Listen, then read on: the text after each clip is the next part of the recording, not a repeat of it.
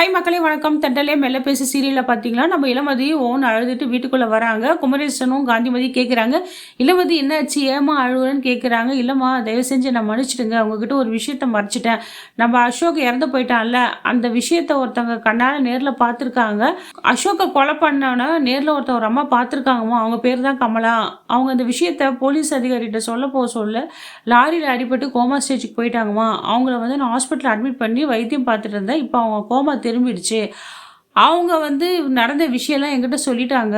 கொலைக்காரன் எப்படியோ நான் சாட்சி சொல்லுவேன் இளமதின்னு சொல்லி ஒரு நம்பிக்கையும் தைரியத்தையும் கொடுத்துருக்காங்கம்மா. இந்த விஷயத்த நான் உங்ககிட்ட சொல்லவே இல்லை, நான் மன்னிச்சிடுமான்னு சொல்கிறாங்க. இதை கேட்ட இளமதி பேரண்ட்ஸ் என்ன பண்ணுறாங்க, விடுமா, பையனே போயிட்டா, இனிமேல் நம்ம தெரிஞ்சு என்ன பண்ணிக்க போகிறோம், அதை நீ ரொம்ப அதையே பற்றி யோசிக்காத, விட்டுருமா அப்படின்னு சமாதானப்படுத்துகிறாங்க. இல்லைம்மா, அது எப்படி என்னால் முடியும், நானும் அசோக்கும் எவ்வளோ உண்மையாக காதலிச்சோம். கல்யாணம் பண்ணிக்க நேரத்தில் ஒரு படுவாவி அசோக் அப்படி கொண்டுட்டானே, அவனுக்கு கண்டிப்பாக தண்டனை கிடைக்கணுமா அப்படின்னு சொல்லிட்டு ஃபீல் பண்ணிகிட்டு இருக்காங்க. இதை கேட்ட லீலாவதிக்கு ரொம்ப சந்தோஷம். அழுடி, இதான் நீ அழுணுமா, இதுக்கு மேலே நீ ரொம்ப அழுதுகிட்டே தான் இருக்கணும் அப்படின்னு பேசிகிட்டு இருக்காங்க. இந்த நேரத்தில் களமா இளமதியை பார்க்க வராங்க. இதை பார்த்த குமரேசனுக்கும் காந்திமதிக்கும் ஒன்றுமே புரியலன்னு களமா இங்கே வந்துட்டு இருக்காங்களே, என்ன விஷயம் அப்படின்னு கேட்குறாங்க. எல்லாம் நல்லா இருக்கீங்களா, நல்லா விசாரிச்சு இளமதி நான் உங்கள்கிட்ட தனியாக பேசணும்னு சொல்லிட்டு தனியாக பேசிகிட்டு இருக்காங்க. அம்மா இளமதி, நீ பரமனை விரும்புறியான்னு கேட்குறாங்க. அம்மா என்னம்மா இப்படி கேட்குறீங்க, நான் பரமனை விரும்பலம்மா, ஒரு நல்ல ஃப்ரெண்டாக தான்மா நான் நினச்சிட்டு இருக்கேன், எங்களுக்குள்ள தப்பான எண்ணம் எதுவுமே இல்லைம்மா அப்படின்னு சொல்கிறாங்க. இருக்கட்டும் இளமதி, ரொம்ப சந்தோஷம். இருந்தாலுமே என் பையன் பாவம், அவனுக்கு நான் ஒரு கல்யாணம் பண்ணி வைக்கலான்னு ஆசைப்பட்றேம்மா. அவன் எந்த பொண்ணையும் நான் கல்யாணம் பண்ணிக்க மாட்டேன், கல்யாணம் பண்ணால் நான் உன்னை தான் கல்யாணம் பண்ணிப்பேன்னு சொல்லிட்டு ரொம்ப எமோஷனாக ஃபீல் பண்ணிகிட்டு இருக்காங்கம்மா. வேறு யாருமே கல்யாணம் பண்ணிக்க மாட்டான்னு சொல்கிறான். அவன் கல்யாணம் பண்ணிக்கலன்னா அவன் லைஃப்பை நானே ஸ்பாயில் பண்ண மாதிரி தானம்மா. அவன் கல்யாணம் பண்ணிக்கிறதும் பண்ணிக்காதும் உன் கையில் தான் இருக்கல மதி.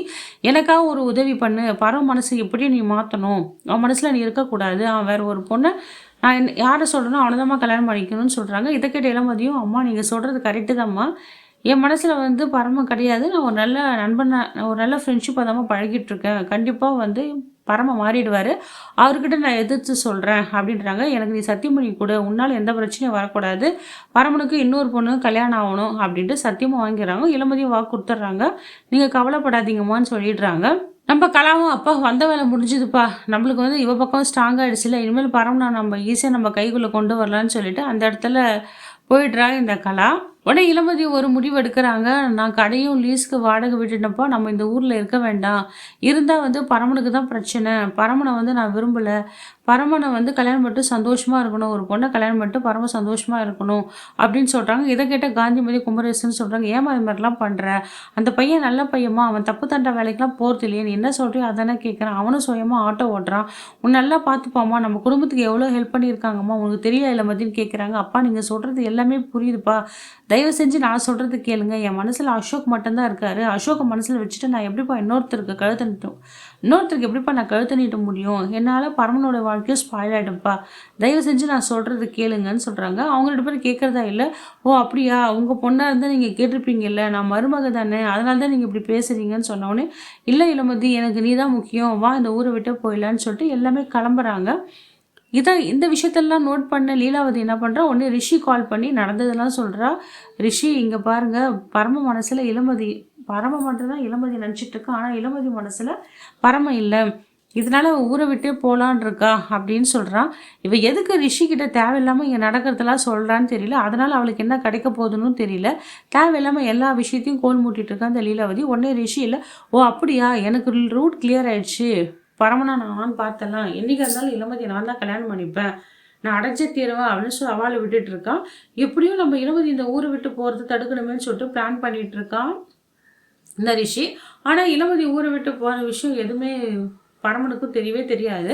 உடனே ரிஷி என்ன பண்ணுறான், பரமனுக்கு கால் பண்ணி, என்னப்பா நீ ரொம்ப ஓவராக கற்பனை பண்ணிட்டு இருக்கல, இளமதி உனக்கு தான் கிடைப்பான்னு நினச்சிட்டு இருக்கல, அந்த முட்டாள்தனமான யோசனையை நீ அழிச்சிக்கோ, இளமதி எனக்கு மட்டும்தான் சொந்தம்னு சொல்லிட்டு இந்த ரிஷி சவால் விட்டு பேசிட்டு இருக்கான் பரமகிட்ட. இந்த லீலாவதிக்கும் இந்த இளமதி குடும்பத்துக்கும் அப்படி என்னதான் பிரச்சனைன்னு தெரியல, இல்லை லீலாவதிக்கும் இளமதிக்கும் தான் என்ன பிரச்சனைன்னு தெரியல. அவள் ஏதோ சொல்லிகிட்டே இருக்க அடிக்கடி, என் தம்பி சாவுக்கு நீ தானே காரணமான, உன்னை நான் அணுவணுவாக சித்திரவதை பண்ணுவேன், நீ இந்த ஊரை விட்டு போகக்கூடாது, என் கண்ணு முன்னே நின்று அனுபவிக்கணும்னு சொல்கிறாங்க. அப்படி என்னதான் விஷயம் நடந்ததுன்னு தெரியல. இளமதிக்கு தெரிஞ்சு எதாவது தப்பு நடந்ததா, இளமதிக்கு தெரியாமல் எதனா விபத்து நடந்ததா, ஒன்றுமே புரியல. ஒருவேளை லீலாவதியோட தம்பி இளமதியை விரும்பி அவள் ஓகே சொல்லாதால எத்தனை சூசைட் பண்ணிக்கிட்டான்னா என்ன விஷயம் நடந்ததுன்னு தெரியல மக்களே. அது கொஞ்சம் சஸ்பென்ஸாக வச்சுருக்காங்க. இந்த வீடியோ இதோட முடியுது மக்களே. அடுத்த ஒரு வீடியோ உங்களை சந்திக்கிறேன். நன்றி, வணக்கம்.